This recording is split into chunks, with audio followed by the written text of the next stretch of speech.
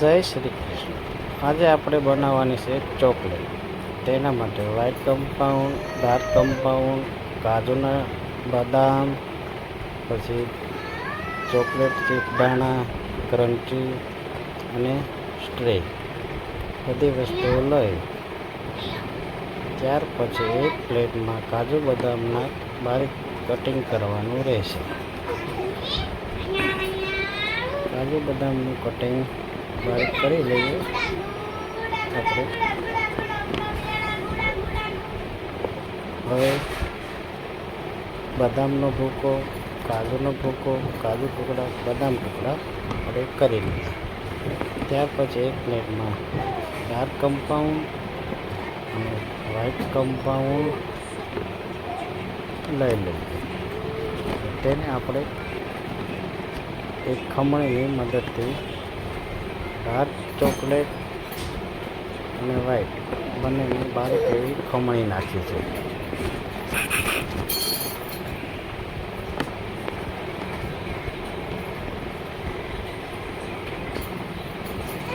Dark chocolate આપણે ખમણી દઈશું. હવે આપણે વ્હાઈટ ચોકલેટને પણ તે જ રીતે ખમણીથી ખમણી નાખીશું.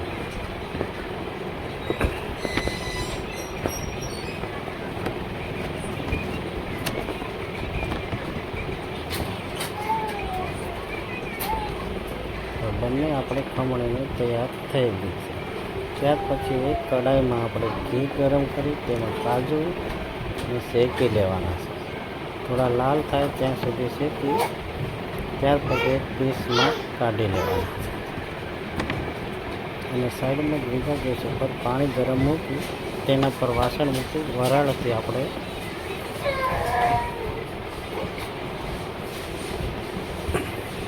ગરમ થઈ જાય એટલે વ્હાઈટ કમ્પાઉન્ડ ચોકલેટને આપણે એકદમ રબડી ટાઈપની ગરમ કરી લેવાની છે. એ થઈ જાય ત્યાર પછી ડાર્કને એ જ બંનેને અલગ અલગ વાસણમાં ગરમ કરી લેવાના 10 મિનિટ માટે.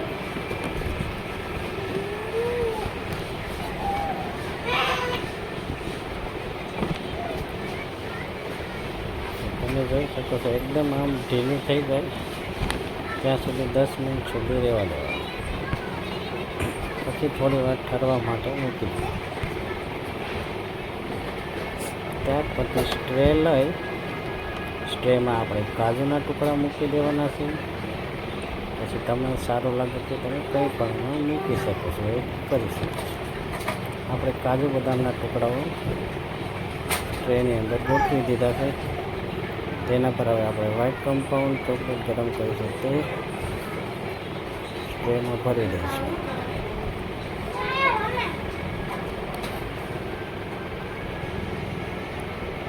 આપ જોઈ શકો છો આ સ્ટ્રે કમ્પ્લીટ થઈ ગઈ. એ જ રીતે આપણે હવે ડાર્ક ચોકલેટમાં આપણે કાજુ બદામનો ભૂકો નાખીશું અને મિક્સ કરી લઈશું. બરાબર મિક્સ થઈ જાય ત્યાર પછી એમાં આપણે ક્રન્ચી દાણા આપણે એડ કરવાના છે. જરૂરિયાત પ્રમાણે ક્રન્ચી દાણા એડ કરીને પાછું આપણે મિક્સ કરી લઈશું. મિક્સ થઈ જાય પછી વ્હાઈટ ચોકલેટ જે રીતે આપણે સ્ટ્રેમાં ભરીએ તે જ રીતે આને ભરી લેવાનું અને 10 મિનિટ માટે ફ્રીજમાં જમાવવા માટે રહેવા દેવાનું છે. ત્યાર પછી આપણે 10 મિનિટ પછી જોઈ શકો છો આપણે વ્હાઈટ ચોકલેટ બનીને તૈયાર થઈ ગઈ છે.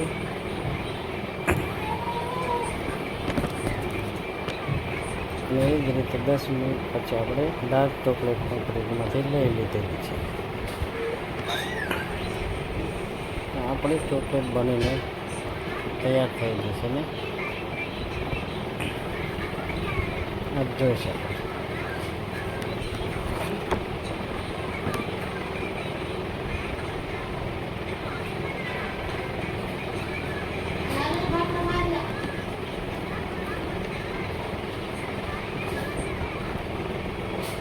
ડાર્ક ચોકલેટ અને વ્હાઈટ ચોકલેટ એકદમ રેડી છે.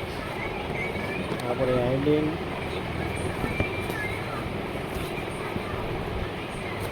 સારો લાગ્યું હોય તો આઈડીને લાઈક કરો, શેર કરો, સબસ્ક્રાઈબ કરો અને ફોલો કરવાનું ભૂલતા નહીં. જય શ્રી કૃષ્ણ.